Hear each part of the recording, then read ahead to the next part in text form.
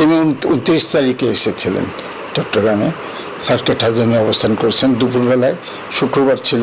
জামাল উদ্দিন সাহেব নির্বাচিত জায়গা ছিল ফটিকছড়ি থেকে, আর বাইসা সুলতানের নির্বাচিত জায়গা ডবলমুড়ি চট্টগ্রাম মহানগরীতে।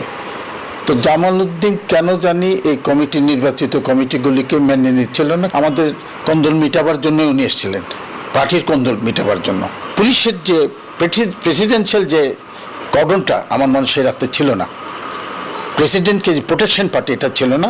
পুলিশ আমি যখন কাজীরডুরির মোড়ে পড়ছি তখন আমি দেখছি পুলিশের ট্রাকে পুলিশ আসছে এবং কর্ডন করছে এবং আমাদেরকে যেতে দিচ্ছে না। শহীদ রাষ্ট্রপতি জিয়াউর রহমানের স্বাধীনতার ঘোষণা এবং তাকে হত্যার ঘটনা, এই দুইয়ের সাথেই চট্টগ্রাম ওতপ্রোতভাবে জড়িত। 1981 সালে 30 মে ভোররাতে চট্টগ্রাম সার্কিট হাউসে সেনাবাহিনীর একদল বিপদগামী কর্মকর্তা তাকে নির্মমভাবে হত্যা করে। সেই সকালের স্মৃতিচারণ করেন বিএনপি নেতা একরামুল করিম। মুক্তিযোদ্ধারা জানান, বাঙালির এই অপূরণীয় ক্ষতি আজও কাঁদায় তাদের। 1981 সালের 29 মে হত্যাকাণ্ডের আগের দিন শহীদ রাষ্ট্রপতি জিয়াউর রহমান 2 দিনের জন্য গিয়েছিলেন চট্টগ্রামে। উদ্দেশ্য ছিল বিএনপির স্থানীয় নেতাদের বিরোধ মেটানো। চট্টগ্রামে 2 উপদলে বিভক্ত বিএনপি নেতাদের সঙ্গে বৈঠক করেন তিনি।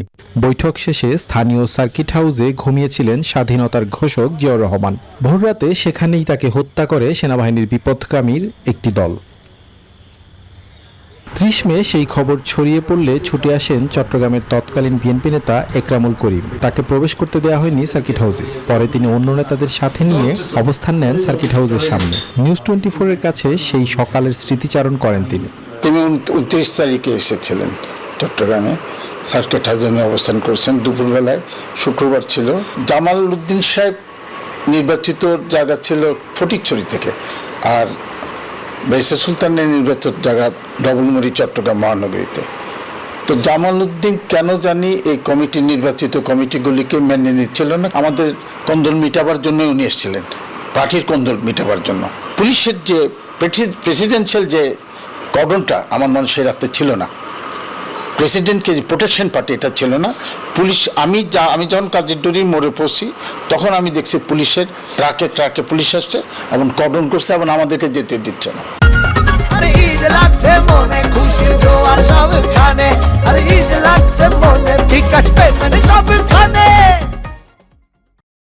একরামুল করিম জানান, সেই সকালে সার্কিট হাউসে গিয়েছিলেন সেনাবাহিনীর তৎকালীন মেজর রেজাউল করিম। মাত্র 9 মিনিটের ওই কিলিং মিশনে প্রেসিডেন্ট জিয়াউর রহমান ও তার নিরাপত্তা সদস্যদের হত্যা করা হয় বলে ধারণা এই বিএনপি নেতার। সার্কিট হাউসের মধ্যে থেকে দেখা যাচ্ছে বি চৌধুরী সাহেব, একরামুল হক সাহেব, আমিনা বেগম, প্রবাবলি মহিলা আমিনা বেগম, এরা চিটং ক্লাবের দিকে চলে যাচ্ছেন। একটা রেডিসন হোটেলের পাশ দিয়ে মাঠ ছিল, মাঠ দিয়ে চলে যাচ্ছেন। তারপরে আরিফ মনিউদ্দিন গেছেন।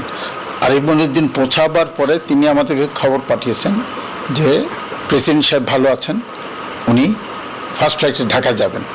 এটা কি বলেছে জানেন? আরিফ সাহেব এখনও বেঁচে আছেন। ওনাকে জিজ্ঞেস করলে উনি এখন কানাডা আছেন। ওনাকে জিজ্ঞেস করলে প্রথম ব্যক্তি যিনি সার্কিট হাউসে জিয়াউর রহমান সাহেব মৃত্যুর পরে গিয়েছেন বাইর থেকে, বিএনপির থেকে। আমরা কাজীরডুরি মোড় পর্যন্ত যাওয়ার পর আর যেতে পারি নাই। এমন স্মৃতি এখনো কাঁদায় মুক্তিযোদ্ধাদের। এটা আমাদের জাতি হিসাবে আমি বলবো আমাদের দুর্ভাগ্য, এমন একজন নেতাকে, এমন একজন সাহসী যোদ্ধাকে সর্বদিক থেকে যিনি দেশ এবং জাতির কল্যাণে নিজেকে নিয়োজিত রেখেছেন। সাবকন্টিনেন্টে এরকম নেতৃত্ব আসবে কিনা, পাওয়া যাবে কিনা ভবিষ্যতে, সেটাও একটা আমাদের ভাগ্যের ব্যাপার। মেজর জিয়া 1971 সালে চট্টগ্রাম বেতার কেন্দ্র থেকে স্বাধীনতার ঘোষণা দেন। এর 10 বছর পরেই ঘটে হত্যাকাণ্ডের এই নির্মম ঘটনা। আমরা বেঁচে থাকবার মতো বেঁচে থাকতে চাই, আমরা চাই শান্তি। Desk report, news 24।